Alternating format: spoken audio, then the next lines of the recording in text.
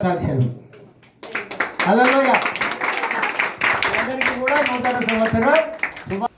ఎందుకు మంచి రోజు అంటే దినాలకెల్లా చిన్నది కాదు, క్యాలెండర్లో కూడా మంచిది. ఆదివారమే పెద్ద పైన ఉంటుంది, అన్ని కిందికే ఉంటాయి. గుర్తుపెట్టుకొని మీరు చూడండి, నేను చెప్తాను అది కాదు కానీ చెప్తున్నా. హల్లెలూయా. అంటే మనం ఊరికే ఇక్కడికి రాలేదు, ఊరికే రాలేదు. ఎవరో ఒక దూత ద్వారా, ఎవరో ఒకరి ద్వారా మనము ఇంత దూరము రావాల్సి వచ్చింది. హల్లెలూయా. ఈరోజు మనం చదువుకున్న వాక్య భాగం కూడా అంతే. మనము చదువుకున్నటువంటి వాక్య భాగం కూడా అంతే. ఎందుకు అంతే అంటే ఆయన తెలియజేస్తున్నాడు ఏమని అంటే, ఈరోజు సుదినం 2026 సంవత్సరం జనవరి 4వ తారీఖు. హల్లెలూయా. ఈరోజు ఎందుకు మంచి దినం అని అంటే, సమూయేలును ఒక ప్రవక్తను ఒక గ్రామానికి, ఒక కుటుంబంలోనికి దేవుడు పంపిస్తున్నాడు. గట్టిగా చెప్పాలి కొట్టండి. ఆ కుటుంబంలో మనమే ఉన్నాము. గట్టిగా చెప్పాలి కొట్టండి.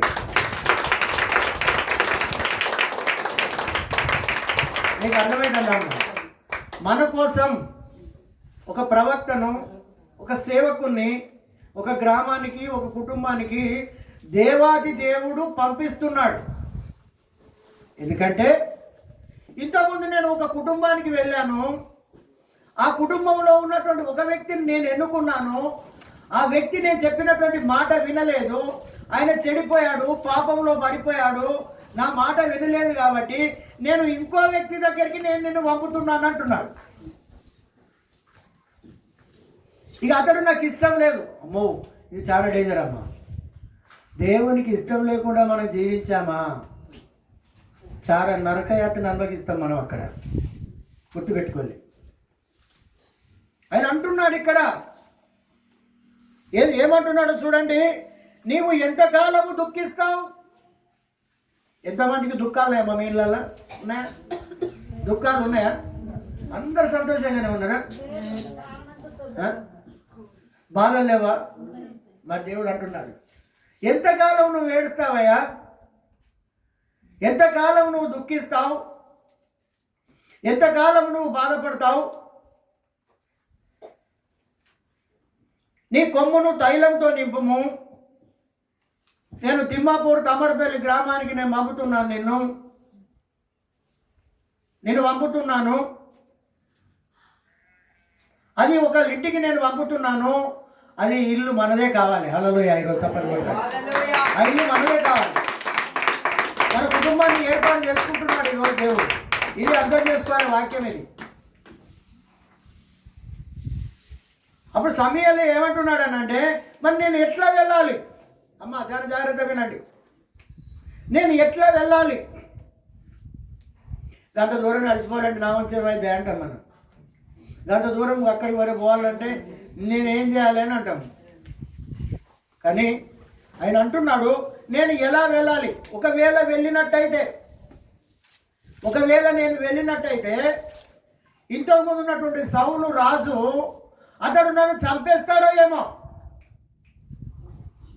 అతడు నా మీద పగబట్టి నన్ను చంపేస్తాడో ఏమో, నన్ను ఏ విధంగా పొమ్మంటున్నావు? మరియ తల్లి కూడా ఒకసారి అడిగింది. హల్లెలూయా. మీరు అందరూ చర్చికి పెట్టలేనా? అమ్మ ఏమని అడిగింది అని అంటే, ఇది ఎలా సాధ్యం? ఇది ఎలా సాధ్యం? ఆయనకు సమస్తము సాధ్యం. హల్లెలూయా. ఆయనకు సమస్తము సాధ్యం. అందుకే ఇక్కడ అంటున్నాడు, నేను ఎలా వెళ్ళాలి అని చెప్పినప్పుడు, ఆయనను చంపుతాడో ఏమని అన్నప్పుడు దేవుడు మాట్లాడుతున్నాడు ఆయనతోటి, నేను ఒక బలి అర్పిస్తున్నానని చెప్పు. అక్కడ బలి అర్పిస్తున్నానని చెప్పి ఆ ఊరికి వెళ్ళి యెషై అనేటువంటి ఒకరిని నువ్వు బలి అర్పణకు పిలిపించుము, బలి అర్పించనీకి పిలిపించుము. అర్థమవుతుందా అమ్మ? ఒకళ్ళం పార్లర్ రమ్మంటే వాళ్ళు రారని మనం ముందే చెప్తాం. మనం వాళ్ళు రారన్న, మన ఇంటికి రారు వాళ్ళు రారు. ఎందుకంటే వాళ్ళకు మాకు ఇదివరకు ఏదో అయింది, వాళ్ళు మా ఇంటికి రారు. మనం చెప్పవలసినటువంటి వాళ్ళం మనం. నేను పోను, గంట దూరం నేను పోను అంటలేడు ఆయన.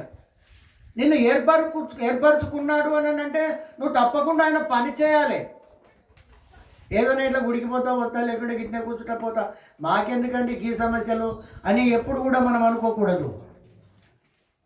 ఆయన అంటున్నాడు, నేను పిలువమన్నటువంటి వ్యక్తిని అతని పిలువు, ఆ బలి నువ్వు అర్పించు, అక్కడ ప్రార్థన పెట్టు, అక్కడ ప్రార్థన జరిగించు. బలి అర్పించిన తర్వాత అతడు ఏమంటున్నాడు అనంటే,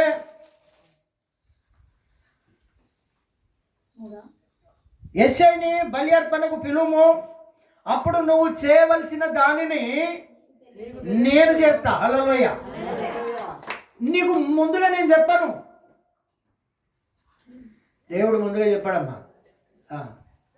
దేవుడు ముందు చెప్పిన నీకు చేయవలసినటువంటి దానిని నేను నీకు తెలియజేస్తానని చెప్పి, ఎవరి పేరు నీకు నేను చెప్తానో అతనిని మాత్రమే నువ్వు అభిషేకించాలి. గట్టిగా చెప్పాలి కూడా. కుటుంబంలో ఒకరిని ఎన్నుకోబోతున్నాడు ఈరోజు మనలో. ఆయన దగ్గర సెలెక్ట్ అంటే మామూలు కాదు. ఇక్కడ సర్పంచులు, ఎంపీటీసీలు, జెడ్పీటీసీలు, ఎమ్మెల్యే, ఎంపీలు ఇట్లా కాదు. ఆయన సెలెక్ట్ చేసుకోవాలి. చిరస్థాయిగా ఉంటాం ప్రియ దేవుని బిడ్డలారా. ఆయన మనల్ని సెలెక్ట్ చేసుకోవాలి. ఎవరి పేరైతే నేను చెప్తానో అతన్ని నువ్వేం చేయాలి? అభిషేకించాలి అని చెప్పినప్పుడు అక్కడ ఆ రకంగానే ఆయన భయపడుకుంటూ ఆ ఊరికి వెళ్ళాడు. ఆ ఊరికి వెళ్ళిన తర్వాత ఊరి వాళ్ళు అందరూ అంటున్నారు, మా ఊరికి సమాధానంగానే వస్తున్నావయ్యా, సమాధానంగానే వస్తున్నావా, మా ఊరిని ఏమన్నా నాశనం చేద్దామని వస్తున్నావా అంటున్నారు వాళ్ళు. అర్థమవుతుందమ్మ? దైవ సేవకుడు ఎందుకు పోతాడమ్మా? నాశనం చేయనిక, ఊరిని పాడు చేయనిక, ఊర్లు ఖరాబు చేయనిక కాదు కదా. ఆయన అంటున్నాడు, మీరు సమాధానంగానే వస్తున్నావు అంటే నేను సమాధానంగానే నేను వస్తున్నానని వారికి చెప్పి, మీరు శుద్ధులై నాతో కూడా పలికి రండి. హల్లెలూయా. ఏమన్నాడు? శుద్ధులై. దేవుని దగ్గర ఎప్పుడైనా మనం గుర్తుపెట్టుకోవాలి. ఎప్పుడే దేవుడు బిడ్డలారా, మనము శుద్ధంగా ఉండాలి. ఇల్లు శుద్ధి చేసుకుంటాం, ఒంటిని శుద్ధి చేసుకుంటాం, కానీ మనం హృదయాన్ని శుద్ధి చేసుకోం. మనం ఆయన అంటున్నాడు, మీరు శుద్ధి చేసుకొని రావాలి. అందుకే దేవుడు ఏమంటున్నాడు అంటే, హృదయ శుద్ధి గలవారు ధన్యులు, వారు దేవుణ్ణి చూస్తారు. మన హృదయము శుద్ధిగా ఉండాలి. దేవుని దగ్గరికి వచ్చే ముందు, దేవుని మందిరంలోనికి వచ్చినప్పుడు మన ప్రవర్తన జాగ్రత్తగా చూసుకోవాలంటున్నాడు. మన ప్రవర్తన, మన నడవడిక, మన చూపు, మనం చేసేటువంటి పనులు, మనం మాట్లాడే మాట ఏ రకంగా ఉన్నదో ఒకసారి చూసుకొని జాగ్రత్త వహించాలంటున్నాడు. ఇంట్లో లాగా, మార్కెట్లో లాగా, చర్చిలో ఒకలాగా, లేకుంటే అక్కడో లాగా ఉండడానికి వీల్లేదు మనం. ఆయన అంటున్నాడు, మీరందరూ ఏం చేయాలి? శుద్ధి చేసుకొని, ఏమంటున్నాడు?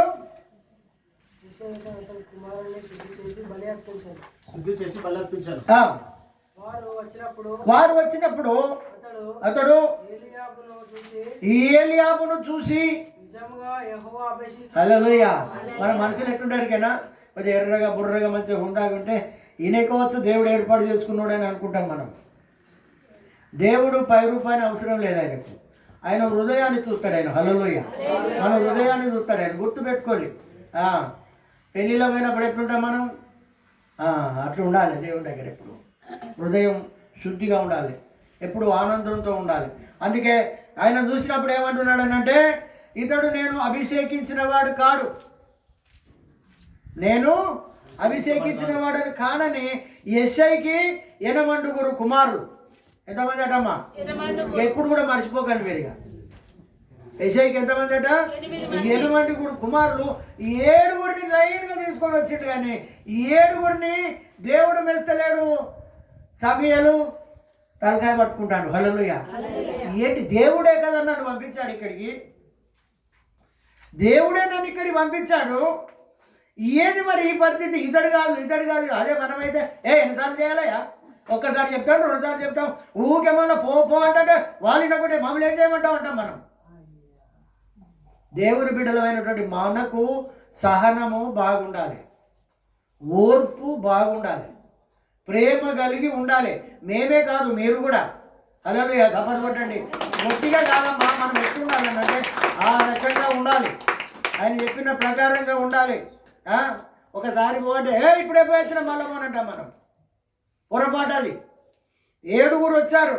7 వచ్చినా కానీ 7 కూడా దేవుడు లెక్క చేశాడు. వీళ్ళు నాకు అవసరం లేదు, నువ్వు పై రూపాయలు చూస్తాను, వాళ్ళ బట్టలనే చూస్తాను, వాళ్ళ నగలనే చూస్తాను, వాళ్ళ ఆభరణాలనే చూస్తాను, వాళ్ళ సూటు బూట్నే చూస్తాను అని దేవుడు అంటున్నాడు ఇక్కడ. హల్లెలూయా అని యెషయాని దగ్గర పిలిచి అంటున్నాడు, అయ్యా నీకు ఇంకెవరైనా ఉన్నారా?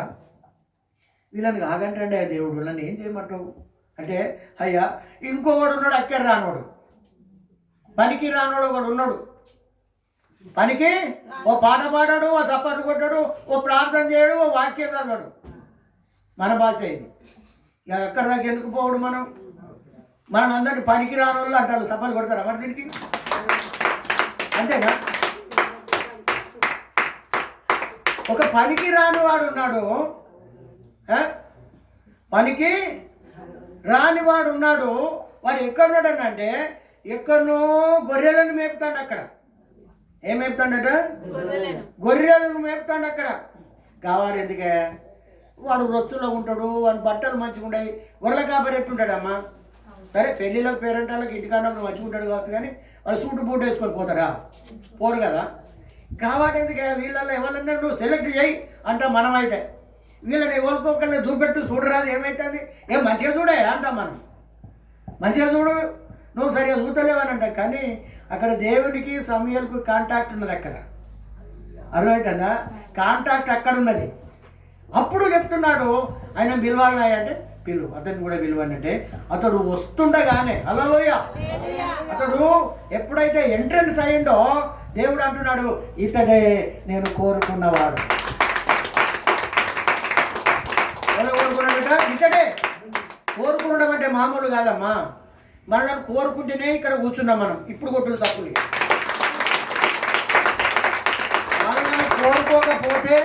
మనలను కోరుకోకపోతే నువ్వు ఎంత బలవంతం చేసినా ఇక్కడికి రాం మనం. ఆయన మన హృదయ ప్రేరేపణ కలిగిస్తేనే ఇక్కడికి వస్తాం మనం. అర్థమవుతుందా అమ్మ? లేదయ్యా, లేదు ఏది మన అవ్వ చెప్తే మేము వచ్చినాం, మరి అవ్వ చెప్తే వచ్చినాం కాదు. మంచిదే, కానీ ఆమె చెప్పినా కానీ ఇంకోసారి రమ్మంటారా? అంటే ఇది దేవుని ప్రేరేపణ కొంత ఉంటుంది. మనం వట్టిగానే వచ్చిన వాళ్ళం కాదు. గుర్తుపెట్టుకోండి. ఏదో ఒక ప్రణాళిక నీపై, నాపై, మనందరిపై దేవుని యొక్క అనుగ్రహం ఉండును గాక. ఆయన అంటున్నాడు ఇక్కడ, ఇతడే నేను కోరుకున్నా, ఇతడు నాకు కావాలి, ఇతన్ని నేను కోరుకున్నాను. వాళ్ళందరినీ ఏమంటున్నా, ఇతడు నేను కోరుకోలే, ఇతడు నాకు వద్దు, ఇతడు నాకు వద్దని అతడు చెప్పేస్తా ఉన్నాడు. ఎప్పుడైతే ఇతన్ని కోరుకున్నానని అన్నాడో, ఇతన్ని కోరుకున్నవాడు ఇతడే. నీవు లేచి వానిని అభిషేకించుమని యెహోవా సెలవిచ్చాడు. హల్లెలూయా. మనము పనికి రాని వాళ్ళనే ప్రేమిస్తాం, మనం గంజి పోయిన వాళ్ళనే దగ్గర తిట్టాం. కానీ అంతేనా కదా? మన పని ఎట్లుంటుంది అని ఏంటంటే, రేపు వీడు ఎక్కడికి వస్తాడని వాడు రాడు. హల్లెలూయా. దేవుడు చూడండి, దేవుని ఆలోచన. పనికి రానటువంటి పాత్ర ఆయన. పనికి రానటువంటి, చదువు రాదు, చదువు లేదు, విద్య లేనటువంటి పామరుడు ఒక గొర్రెల కాపరైనటువంటి వాణిని ఆయన ఎన్నుకున్నాడు అనంటే మామూలు కాదు. హల్లెలూయా. అందుకే దేవుడు ఈ లోకంలో త్రాగుబోతులను ఎన్నుకుంటాడు, వ్యభిచారులను ఎన్నుకుంటాడు, దొంగలను ఎన్నుకుంటాడు, తిట్లు తిడతారు, చూసినావా, శాపనార్థాలు పెడతారు, వాళ్ళని ఎన్నుకుంటాడు. ఇంకా పనికి రానటువంటి వాళ్ళని,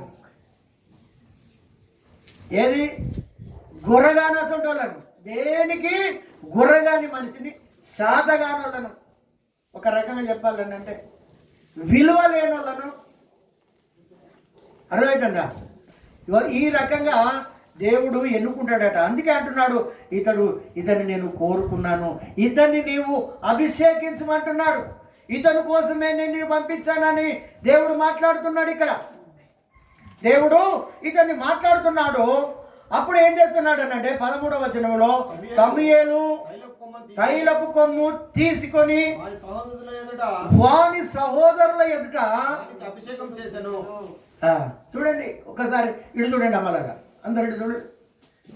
ఇప్పుడు ఎంత కోపం అవుతుందండి. వీడు మాకంటే బలవంతుడు కాదు, వీడు మాకంటే ఎక్కువ చదువుకోలేదు, వీడు దేనికి పనికి రాని మా కళ్ళ ముందట, మా కళ్ళ ముందట ఏం చేస్తున్నాడు, గొప్పవాణ్ణి చేసేస్తున్నారు, గొప్పవాణ్ణిగా చేసేస్తున్నాడు. మేము పనికిరామా అని అందరు వెళ్ళిపోవచ్చు, బహుశా చెప్పలేం అమ్మా, అంతేనే కాదా. ఇక వాడే చూస్తాడు, ఇక వాడే నీకు పో పెడతాడు, వాడే ఊరు ధరిస్తాడు, అందరు వాడే చేస్తాడు. ఇక మీరు పోలే. మా మన్మరాళ్ళు అయితే అంతే, ఒకరికి దగ్గర తీసుకుంటే ఒక్కొక్కరికి ఈర్సే ఉంటుంది వాళ్ళు. నిజంగా నువ్వు గడుమోగానే తిరుగుతాను, గిడుమోగానే తిరగమంటారు మేము పండుకుంటే. మా మన్మరాలు గింతెత్తే ఉన్నారు వాళ్ళు, కానీ అవి అంతా మీ ఇంత పెద్ద మనుషులకు రాదా అమ్మ, రాదా, వస్తుందా రాదా? వాడు ఏ లెక్క లేనాడు, వాడికి ఈయనకు లూజా ఆయనకు లూజా అనుకుంటారు, మనం మానవ రీతిగా గట్లే అనుకుంటాం మనం. కానీ ఆయన అంటున్నాడు ఇక్కడ, అభిషేకము చేసెను నాట నుండి యెహోవా ఆత్మ దావీదు మీదికి బలముగా వచ్చింది. గట్టిగా తప్పలుగా బలమైనటువంటి ఆత్మ, బలమైనటువంటి ఆత్మ, ధైర్యపరిచేటువంటి ఆత్మ, కృంగదీసే ఆత్మలు ఉంటాయి మనకు, అర్థమవుతుందా? భ్రమపరిచేటువంటి ఆత్మలు ఉంటాయి మనకు. దేవుడేమో ధైర్యాన్ని ఇస్తాడు, సాతానుగాడేమో నీ ఉంచి కాదు, నువ్వు పడిపోతావు, నువ్వు చెడిపోతావు, నువ్వు నిలబడవు, ఇది కాదు అది కాదు అని సాతానుగాడు చెప్తా అంటాడు. ఎప్పుడు కూడా సాతాను గారి మాట ఎప్పుడు కూడా మనము వినకూడదు మనం. అందుకే ఇక్కడ ఏమంటాడంటే బలముగా వచ్చాను, హల్లెలూయ, బలముగా, దేవుని యొక్క ఆత్మ బలముగా వచ్చాను అని అంటే, ఇప్పుడు నీకు ఎవడే నీకు బలం ఇచ్చేది, ఎవడరా నీకు బలం ఇచ్చేది అంటాం మనం, అంతేనే కాదు. అంటే దేవుని బలము అతనిలోనికి వచ్చేది కనుక గోలియాతును ఒక్క దెబ్బతో కొట్టేసిండు ఆయన, హల్లెలూయా. దేవుడు మన పక్షముగా ఉండగా మనకు విరోధి ఎవడండి? ఎవడు కూడా లేడు. ఆయన పక్షంగా మనం నిలబడాలి. బలంగా రావడం అని అంటే ధైర్యాన్ని ఇచ్చేటువంటి దేవుడు, నీకు శక్తినిచ్చేటువంటి దేవుడు, నీకు అనేకమైనటువంటి ఇరుకులలో నుండి, ఇబ్బందులలో నుండి, వ్యాధులలో నుండి, సమస్యలలో నుండి, అనేకమైనటువంటి వాటి నుండి తప్పించేటువంటి దేవుడు, బలమైనటువంటి ఆత్మ. నువ్వు బలమైనటువంటి వాడుగా, నువ్వు స్థిరమైనటువంటి వాడుగా, నువ్వు కదలలేనటువంటి దానిగా ఎప్పుడు కూడా మనం ఉండకూడదు. బలమైనటువంటి వారిగానే మనం ఉంచుతాడు ఆయన, హల్లెలూయ. ఆయన నిలబెట్టుకున్నాడనంటే మనం బలహీనం కాదు. చూడండి, ఇప్పటికి కూడా ఆయన నిలబెట్టుకున్నాడు మరియ తల్లిని. ఇప్పటికి కూడా అందరు ఏం చేస్తారు? ఆమెను కొనియాడతారు. మరి దావీదును నిలబెట్టుకున్నాడు ఆయన. దావీదును కూడా ఇప్పటి వరకు కూడా తరతరాలు పోయినా కానీ ఇప్పటి కూడా దావీదు పేరును మనము స్మరించుకుంటున్నాం, హల్లెలూయ. అందుకే అంటున్నాడు ఇక్కడ, బలమైనటువంటి ఆత్మ ఎప్పుడైతే వచ్చాదో ఈ సౌలు మీద ఉన్నటువంటి ఆత్మ వెళ్ళిపోయింది, ఆయన బలం తగ్గిపోయింది. ఇటు వచ్చింది అంటే చూడండి, గుర్తుపెట్టుకోవాలి, నీ ప్రార్థన తగ్గిందా, నీ శక్తిని ఇంకోళ్ళకి ఇస్తాడు దేవుడు,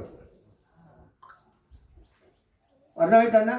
నీకు రావాల్సినటువంటి దీవెనలు, అమ్మ కిందికి చూడద్దమ్మా, నీకు రావాల్సినటువంటి ఆశీర్వాదాలు మనం అంటాం, మోటు భాషలో ఏమంటామంటే లక్ష్మ తడినట్టు తడకడ్డం పెట్టుకుంటామట.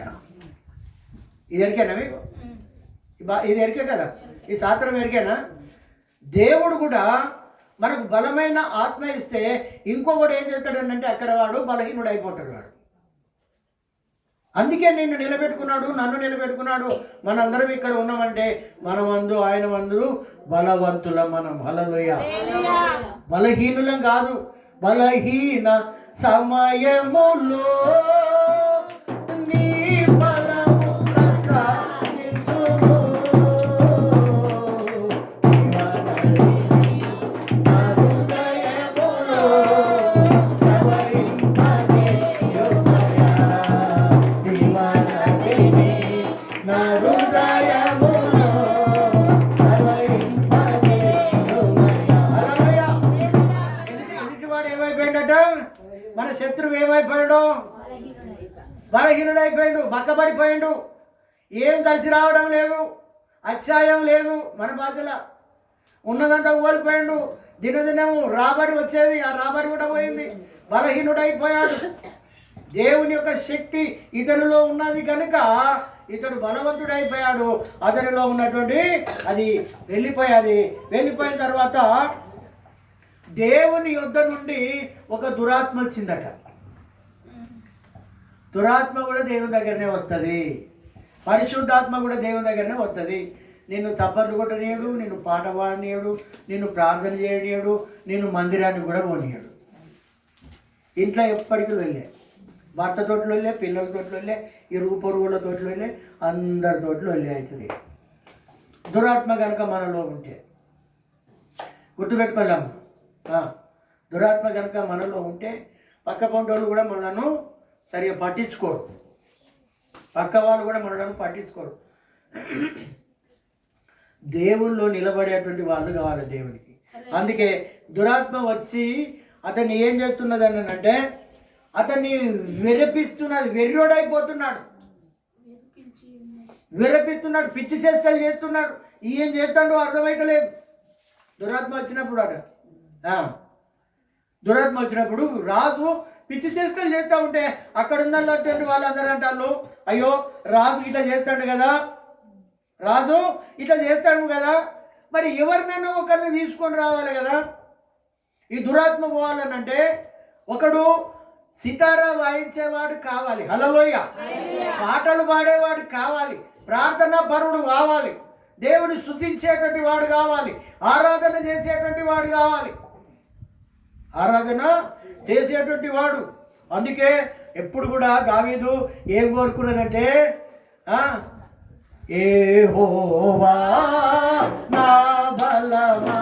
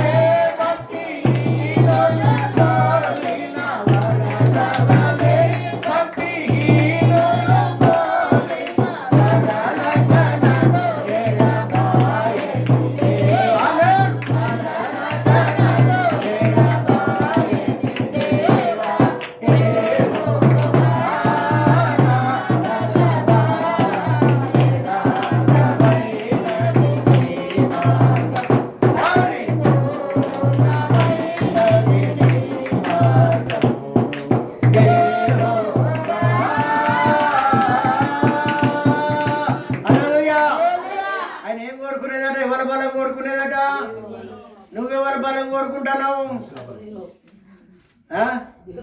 మంది బలం, మారు బలం, డబ్బు బలం, భూమి జాగల బలం. ఇల్లును చూపించుకుంటారు కొంతమంది, భూమిని చూపుకుంటారు. రాలి మా ఇల్లు చూస్తారాలి, ఎన్ని అరలున్నాయో చూడాలి, ఎట్లా కట్టినావో చూడాలి, ఎన్ని ఇసుకలు ఉన్నాయో చూడాలి, ఎంత పెద్ద టీవీ తెచ్చినావో చూడాలి, ఎంత బీరు ఉన్నదో చూడాలి, ఎంత ఫ్రిడ్జ్ ఉన్నదో చూడాలి, ఎంత బంగారం ఉన్నదో చూడాలి. అన్నీ ఉంటాయి కానీ ఏసై ఉంటాడు అలా హల్లెలూయా. ఏముంటాయట మరి అవన్నీ నీకు బలమా? బలమా మనకు? మనులు మాణిక్యములున్నా మేడమిద్దెలు ఎన్నున్నా ప్రభువు నీలో లేకున్నా ఎన్ని ఉన్నా హల్లెలూయా. ఎన్ని ఉన్నా అంతేనా? ఇక గివిడే నాకు దిక్కు అంటే ఆ దిక్కు కూడా ఉంటుంది మళ్ళీ నీకు రేపు. ఈయనే నాకు ఆధారం అనుకుంటాం, ఆ ఆధారం కూడా ఉండదు. ఏ ఆధారం లేదక్క, ఇప్పుడు ఏం చేయాలి? చేతిలో పైసలు లేవు, అన్ని వాళ్ళకే పెట్టినా, ఇదే చేసినా అదే చేసినా ఇక ఏం లాభాలే చేయగా అడిగేసుకున్నా. ఇక దేవుడే భారం అనుకుంటానా, భారం అనుకుంటాను అంటారు కానీ దేవుని దగ్గర రా. దేవుడే భారం, ఇక దేవుడే అంటారు మళ్ళీ అక్కడ. అబ్బో అబ్బో దేవుడే అంటారు కానీ దేవుడి దగ్గరికి రాడు. హల్లెలూయా. దేవుడే చూడాలి, దేవుడే దిక్కు. ఇక నాకు ఏ దిక్కు లేదు, ఇక నాకు దేవుడే దిక్కు. ఇక వీళ్ళ చేసిండ్రు, నన్ను వాళ్ళ చేసిండ్రు, వీళ్ళ చేసిండ్రు అని అంటాం మనం. కానీ దేవుని మాత్రం ఒక ఆదివారమే దేవుడు, మన దేవుడు. అంతేనా? ఆయన కూడా గట్లే అనుకుంటున్నాడు. ఇక సౌలు కూడా రాగానే భక్తి జీవితం వెళ్ళిపోయింది. సాధారణంగా ఎక్కడెక్కడ పెంట కుప్పలలో తిప్పుతా అంటాడు, అటు తిప్పుతాడు, ఇటు తిప్పుతాడు. ఏది తిప్పతీగ తిరిగిన తొక్కిన మనిషిలాగా తిరుగుతూ ఉంటే దావీదును కనుగొనాలని ఎవరిని కనుక్కుందాం? ఎవరైతే ఇప్పుడు ఇతనిలో ఉన్నటువంటి దురాత్మ పోతుంది, అర్థమైందా నామ్మ? ఎవరిని రప్పిస్తే ఇది పోతుందని వాళ్ళు ఆలోచన చేసుకొని అమ్మ మాట్లాడద్దు ఎవరు ఇది పోతుందని వాళ్ళు అనుకుంటుంటే ఇది పోవాలని అంటే ఇతన్ని పోవాలని చూడండి. 16వ వచనంలో ఏమంటున్నాడంటే చమత్కారం సెజారా చమత్కారం గల వాయింపగల ఒకరిని విచారించుటకై మాకు సెలవిమ్ము. దేవుని యొద్ద నుండి దురాత్మ వచ్చినప్పుడల్లా పట్టుకొని వాయించుట చేత వారు బాగుపడదు అని అతనితో అంటున్నారు. హల్లెలూయా. ఎప్పటికీ సేవకుల దగ్గర ఉండరా అమ్మ? ప్రార్థన చేస్తున్నారు ఉండరా? ఓసారి ఫోన్ కూడా కలవకపోవచ్చు. అంతేనే కాదా? వాళ్ళు అంటున్నారు ఒకరిని తీసుకొని వద్దాం, ఈయనతోటి ఉంటాడు, ఈయనతోటి ఎప్పుడు ఈ దురాత్మ వచ్చినప్పుడు అలా చమత్కారంగా దేవుని స్తుతిస్తే అది వెళ్ళిపోతుంది అని అనుకున్నటువంటి సందర్భంలో అందులో నుండి ఒక వ్యక్తి అంటున్నాడు. ఏమంటున్నాడు అంటే 18వ వచనంలో చిత్తగించుము, బెత్లెహేమీయుడైన యెషయా యొక్క కుమారులలో ఒక్కని నేను చూశాను. హల్లెలూయా. చప్పట్లు కొట్టండి. దేవుని బిడ్డలేనండి, ఎక్కడ పోయినా కానీ వాళ్ళకి ఏమీ లేకపోయినా కానీ దేవుని గురించి సాక్ష్యం చెప్పేవాళ్ళు కావాలి దేవునికి. ఆయన ఆస్థానంలో కూడా ఒక సేవకుడు ఉన్నాడని ఇక్కడ అర్థం చేసుకోవాలి మనం. ఆయన యొక్క ఆస్థానంలో కూడా ఉన్నటువంటి ఏమంటారు వాళ్ళకు రాజుల దగ్గర ఉండే వాళ్ళు ఎవరండి? వాళ్ళు భటులు. వాళ్ళలో కూడా ఒక సేవకుడు ఉన్నాడు. హల్లెలూయా. మన ఇళ్ళలో కూడా ఒక సేవకుడు ఉండాలి. ఆ సేవకురాలు నువ్వే కావాలి. అర్థమైందన్నా? అది వాళ్ళు అంటున్నారు. అదే మనమైతే అరే నీకెట్లా తెలుసురా, వీడు కూడా గుడికి పోతాడు కావచ్చు అంటాను. ఈ కాలంలో మంచిగా లేవు క్రైస్తవ జీవితాలు ఇప్పుడు. హల్లెలూయా. ఇక్కడ ఏమంటున్నాడు అంటే చమత్కారంగా వాయించగలిగినటువంటి వాడు ఒకరిని నేను చూశాను, ఒకరిని నేను చూసి తిని అతడు చమత్కారంగా వాయించగలడు.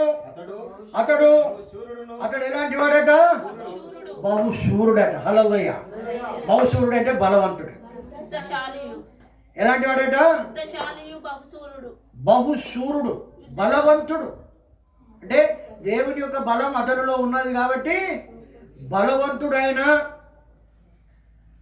యుద్ధశాలి, యుద్ధం చేసేటువంటి వాడు. ఏది ఎవరితో యుద్ధాలు? సాతానుతో యుద్ధం చేసేటువంటి వాడు. మాట నేర్పరియు, మాట కారితనం ఉన్నటువంటి వాడు. ఇక మళ్ళీ ఆయన యొక్క ఎట్లుండో ఒకసారి మనం చూసుకుందాం. 12వ వచనం చదవండి. దీంట్లోనే అతడు ఏ రకంగా ఉన్నాడు? అతడు వాని పిలువనంపించి అతన్ని లోపలికి తోడుకొని వచ్చెను. అతడు ఎర్రని వాడును. ఎలాంటి వాడట? ఎర్రగా ఉన్నాడు ఆయన. హల్లెలూయ. ఇట్లా ఏంటి ముట్టుకుంటే మరికాయ కట్టున్నాడు ఆయన. హల్లెలూయ. కాసేది గొర్రెల కాపరి అయినా కానీ అంతేనా? ఎర్ర గొల్లలు అనుకుందాం మనం. హల్లెలూయ. ఇట్లా ముట్టుకుంటే మాసిపోయేటట్టున్నాడు ఆయన. ఎర్రని వాడు, చక్కని నేత్రం గలవాడు. చక్కని నేత్రాలు అంట. హల్లెలూయ. దాని కన్ను పాడుగానంటాం మనం. వాని కన్ను పాడుగానంటాం. అంటే మనిషి కన్ను ఎట్లుంటుందట? ఎట్లా చూస్తాను అనుకుంటాను? నువ్వు కొంచెం బాగుపడితే చాలు. ఓర్వలేని కన్ను మనది. అర్థమవుతుందా అమ్మ? చక్కని నేత్రాలు అటైనాయి. హల్లెలూయ. చక్కని నేత్రములు గలవాడు. నేత్రాలలోనే దేవుని పవర్ ఉంటుంది, గుర్తుపెట్టుకోండి. హల్లెలూయ. ఎప్పుడైనా క్యాలెండర్లో యేసుప్రభువుని బాగా చూడండి మీరు. ఆ నేత్రాలలోనే నీకు అభిషక్తత కనపడుతుంది అక్కడ. హల్లెలూయ. ఇక్కడ అందుకే అంటున్నాడు చక్కని నేత్రాలు గలవాడు. కొంతమంది వంకర చూపులు చూసేటోళ్ళు ఉంటారు. అవా కొంతమంది చూడకుండా కానీ పక్క నుంచి ఎరుకున్న మనిషిని కనిపెట్టేవాళ్ళు ఉంటారు. ముందు వెనుక చూసేవాళ్ళు ఉంటారు. కానీ ఆయన అట్లా కాదు. హల్లెలూయ. చక్కని నేత్రాలు గలవాడు. చక్కగా ఎంత చక్కగా ఉన్నాడో అంటారు, చూసినావా? ఆ రకంగా ఉన్నాడు ఆయన. అలాంటి వాళ్ళు దాని కళ్ళు మంచిది కాదు వీటో లోపలికి పోయి తినిపో అంటాం మనం. లోపలికి పోయి తినిపో, అది వస్తుంది వాడు వస్తాడు, కన్ను మంచిది కాదు. మొన్ననే ఆ పోరడికి ఏమో అయిందట, ఏరుకొని కక్కుని చచ్చిపోయిందట అంటారు.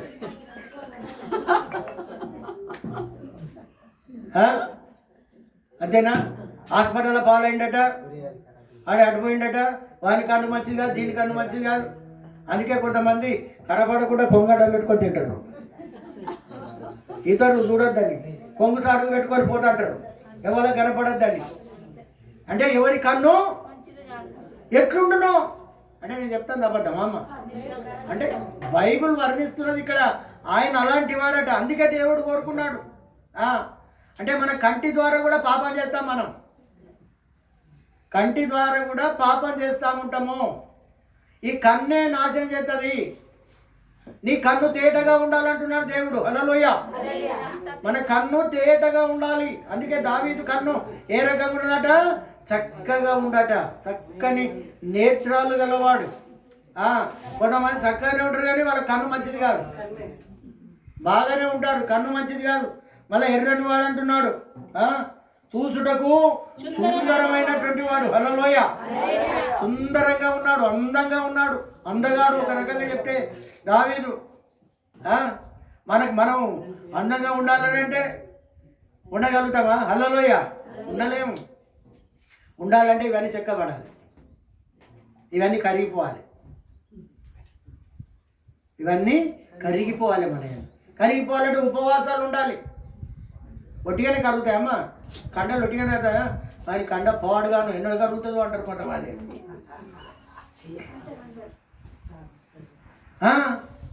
అంటే చెప్తున్నా వాని బలం పాడుగాను ఎన్నడు పోతుందో వాని బలం. అలాంటి వాడు ఈ దావీదు. అందుకే దేవుడు ఏర్పాటు చేసుకున్నాడు. అందరిని ఏర్పాటు చేసుకోడండి. మీ ఊర్లో ఇంతమంది ఉన్నారా అమ్మ? ఇంతే ఉన్నారా? 100కు ఒకరిని ఏర్పాటు చేసుకుంటాడు దేవుడు. చప్పట్లు కొడతాం. ఇది గుర్తుపెట్టుకోవాలి. ఈ రోజు దేవుడు నన్ను ఏర్పాటు చేసుకున్నాడు, దేవుడు నిన్ను ఏర్పాటు చేసుకున్నాడని నీ పక్క వాళ్ళతో చెప్పండి. దేవుడు నిన్ను కోరుకున్నాడు, దేవుడు నిన్ను కోరుకున్నాడని నీ పక్క వాళ్ళతో చెప్పండి. వాళ్ళని కోరుకున్నాడండి. ఏరి కోరుకున్నావు ప్రేమ చూపి నన్ను, పరవశించినాలో మహిమ పరము నిన్ను, సర్వకృపాళువు నీవు, సర్వాధికారి నీవు. హల్లెలూయా. మనది ఏరి కోరుకున్నాడు. మా వట్టిగా రాలేదు ఇక్కడికి మనం. వేరే ఉద్దేశం కాదండి. నిజంగా కూడా మనం ఒట్టిగా ఎప్పుడు కూడా దేవుని దగ్గరికి రాము. అందుకే ఇక్కడ అంటున్నాడు ఆయన అలాంటి వాడు గనుక. చూడండి ఇంకేమంటున్నాడంటే, అతడు బహుశూరుడును, యుద్ధశాలియు, మాట నేర్పరియు. రూపసి అంటే అందగాడు, మరియు హల్లెలూయా. ఇది సపోర్ట్ కొట్టాలి మనం. మరి మనకెవరు తోడుగా ఉన్నారు? మనకు అపవాది తోడుగా ఉంటేనే ఇక మనం ఇట్లున్నాం. ఇక నన్ను తిట్టండి ఏం కాదు అంతే. మరి ఎందుకు ప్రార్థన చేస్తారు? ఆయన చెప్పేది మనం చేసే పని ఏంటిదమ్మా? ఏ పని చేస్తున్నాం మనం ఇంటికాడ? అంత సమయం ఇస్తున్నాడు. ఇన్ని సంవత్సరాలు 2025 సంవత్సరాల వరకు, నిన్నటి వరకు 3 రోజులు 4 రోజుల క్రితం వరకు వాళ్ళందరికీ కాపాడాడు. కొత్త సంవత్సరంలో తీర్మానం చేసుకోవాలని అంటే ఇంతకుముందు 5 నిమిషాలు ప్రార్థన చేసుకునేది ఇప్పుడు 10 నిమిషాలన్నా చేయాలి. ఒకవేళ పావు గంట చేస్తే అర్ధగంట అన్నా చేయాలి. అర్ధగంట చేసేవాళ్ళు గంట చేయాలి. మార్పు రావాలన్నా లేకుంటే దిగజారిపోదామా? పైకి ఎక్కుదామా కిందికి దిగుదామా? కిందికి దిగిపోతాం దొంగల చేతిలో పడతాం. గుర్తుపెట్టుకోవాలి. ఒకడు గట్టే చేసిండట, ఎరిశలేము నుండి ఎరికోకు దిగొస్తాడట. ఎరికోకు దిగొచ్చి దొంగల చేతిలో పడ్డాడట. వాళ్ళంతా దోసుకొని కొన ఊపిరితో అక్కడ పడేసిల్లట. అమ్మా, కొన ఊపిరితో అక్కడ పడేస్తే మీలాంటి వాళ్ళు ఎవరో చీర తీసి నూనె పోసి కట్టి కూటకుళ్ళ వానికి ఇచ్చి అక్కడ పెట్టి దాని డబ్బులు ఇచ్చేసి నేను ఇంకేమైనా ఖర్చు అయితే నేను మళ్ళీ పెడతా, ఇతన్ని మంచిగా చూసుకో అని చెప్పిపోయిందట. హల్లెలూయ. మరి అలాంటి మంచితనం కూడా మనకు ఉంటే దేవుడు మెస్తాడు మనల్ని. హల్లెలూయ. అందుకే యెహోవా ఇతనికి ఏమైనాడట? తోడై ఉన్నాడు. హల్లెలూయ. యెహోవా దేవుడు మనకు తోడుగా ఉండాలండి. దేవుడు తోడు లేకుండా నువ్వేం చేయలేవు. ఆయన అంటున్నాడు, నాకు వేరుగా ఉండి నువ్వేమీ చేయలేవు. నీ ఉంచి కూడా కాదంటున్నాడు ఆయన. తీగే ద్రాక్షవల్లిలో నిలిచి ఉంటేనే కానీ తానంతటదు ఫలించదు. నువ్వు ఆయనకు వేరుగా ఉండి నేను ఫలిస్తా, నేను అభివృద్ధి చేస్తా, నేను అదైతా, నేను ఇదైతా, నేను ఇట్లయితా, నేను ఇట్లు కట్టుకుంటా, నేను అది ఎట్లా కట్టుకుంటా అంటే కాదు. ఆయనలో ఉండాలి. హల్లెలూయా. దేవునితో ఉంటేనే మనకు సకల సమృద్ధి కలుగుతుంది. హల్లెలూయా. అందుకే అంటున్నాడు, యెహోవా అతనికి తోడుగా ఉన్నాడు.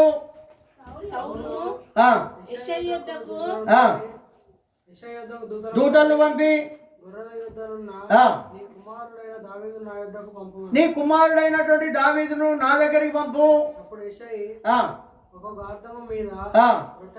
రొట్టెలను తిత్తిని ఒక మేకపిల్లను వేయించి ఫ్రై చేసి తన కుమారుడైన దావీదు చేత సౌలునకు పంపించాడు. హల్లెలూయా. రాజు ఏం చేసిండంటే ఏసాయి ఇప్పుడు దొడ చెప్పిందంటే ఎవరైనా వెళ్ళవలసిందేగా. దొడ చెప్పిందంటే పోలే, దొడలే రా అంటే పోతాం మనం కూడా. చిన్నపోరలు కూడా రాయ అంటారు మన పెద్దోళ్ళని కూడా, ముసలోళ్ళని కూడా రాయ అంటారు. వాళ్ళ దొరసట్టం గట్ల సంపాదుకున్నారు, వాళ్ళు రాజరికం గట్ల సంపాదుకున్నారు, వాళ్ళ పెత్తంతాతనం గట్ల సంపాదుకున్నారు.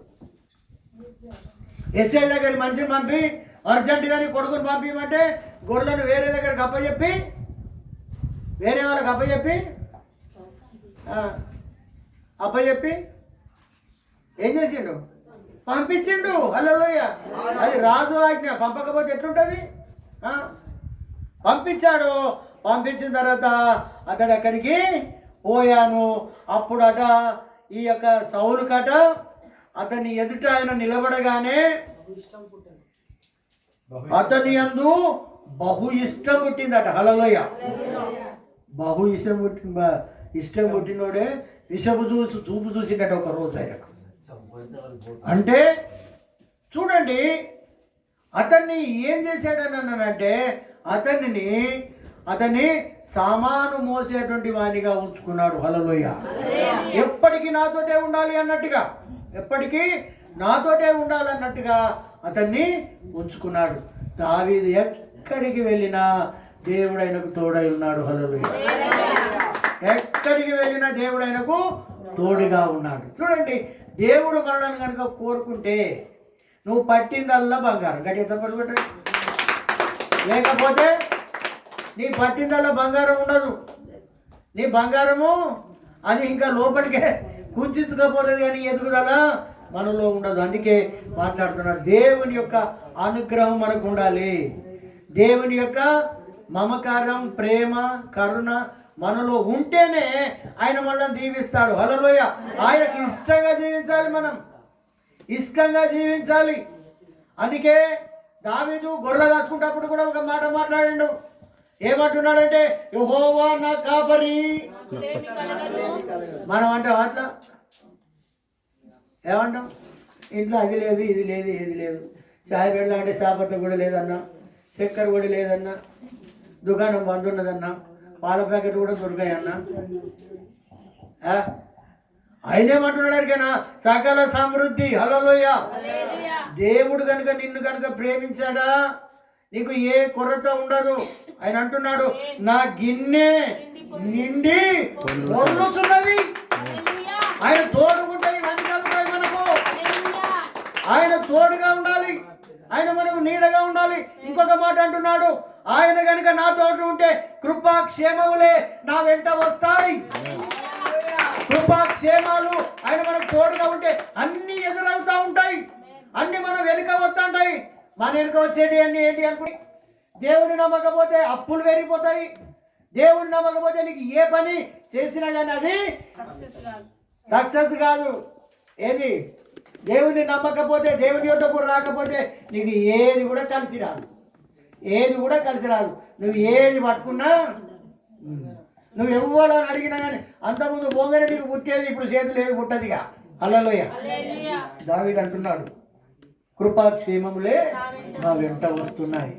మన వెంట అప్పులోళ్ళు పడుతూ ఉంటారు, తిట్టేటోళ్ళు పడుతూ ఉంటారు, మోసగాళ్ళు దొంగలు వీళ్ళందరూ పడుతూ ఉంటారు. హల్లెలూయా. కానీ దేవుడు కనుక మనకు తోడుగా ఉంటే సకల సమృద్ధి ఆయన ఆశీర్వాదాలే ఇస్తూ ఉంటాడు. హల్లెలూయా. ఆశీర్వాదాలు మనకు ఇచ్చే దేవుడు మనకున్నాడు.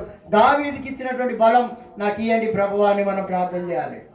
దావీదుకి ఇచ్చినటువంటి, దావీదుకున్నట్టుగా ఈరోజు నన్ను కోరుకో ప్రభువా అనాలి. ఓ ప్రభువా నేనున్నాను ప్రభువా, నీ పని చేస్తాను ప్రభువా, నువ్వు నాకు తోడుగా ఉండు ప్రభువా అని మనం కనుక అన్నట్టయితే తప్పకుండా ఆయన మనకు సహాయం చేసేటువంటి దేవుడు తోడుగా ఉన్నాడు.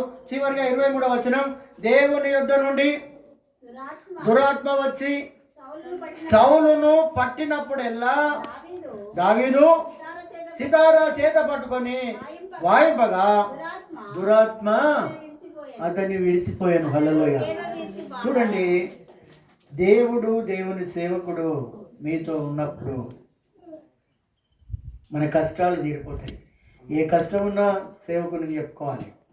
దురాత్మ వచ్చినప్పుడట అతడు పక్కకే ఉన్నాడు కాబట్టి అది చమత్కారంగా వాయించగానే అతనిలో ఉన్నటువంటి దురాత్మ ఆ పిచ్చి చేష్టలన్నీ వెళ్ళిపోయి మంచివాడుగా అతడు మారేదట. హల్లెలూయా. అందుకే దావీదు మీద అతనికి ఇష్టం పుట్టింది. హల్లెలూయా. మనం ఇతరులకు ఇష్టంగా ఉండాలి కానీ కష్టంగా ఉండకూడదు. ఓయ్ గదా వాడా అని ఎప్పుడు కూడా మనలను వాళ్ళు అనకూడదు. అందుకే మనం ఇష్టంగా ఉన్నామనుకో అప్పుడు దేవుడు కనికరిస్తాడు, కాపాడుతాడు, దీవిస్తాడు, ఆశీర్వదిస్తాడు, గొప్ప చేస్తాడు. దేవుడు కొద్దిగా ప్రార్థన దయచేసి అందరూ మోకరించినట్లయితే